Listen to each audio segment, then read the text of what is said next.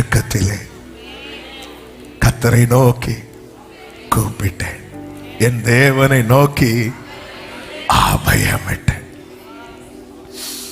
தமது ஆலயத்திலிருந்து என் சத்தத்தை கேட்டார். என்னதன் அர்த்தம்?